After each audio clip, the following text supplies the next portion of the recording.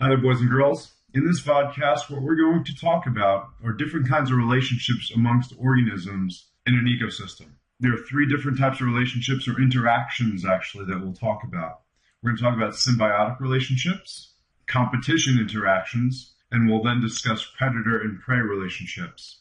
So the first thing I want to discuss are symbiotic relationships. Now, symbiotic relationships are a product of something that we call symbiosis. And symbiosis, boys and girls, is any relationship between two different species. So these species live closely together, and there are three types of symbiotic relationships. First, we have mutualism. Next, we have commensalism. And then lastly, we have parasitism. Now, each one of these relationships has a different dynamic to it, where parties benefit and don't benefit and so forth. So let's take a closer look at them. First of all, we'll discuss mutualism. If you take a look at the definition of mutualism, mutualism is a symbiotic relationship where both species benefit.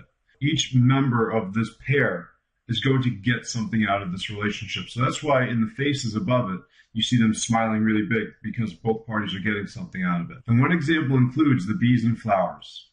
If you take a look at this picture here, you'll notice that this bee is crawling around on the flower and is getting covered in pollen. So as we know, bees always look to flowers to find nectar so they can make their honey and make food. The food is being supplied to the bee by the flower, so that's how the bee benefits. It's getting food. However, you'll notice if you take a close look at this bee is covered in yellow stuff.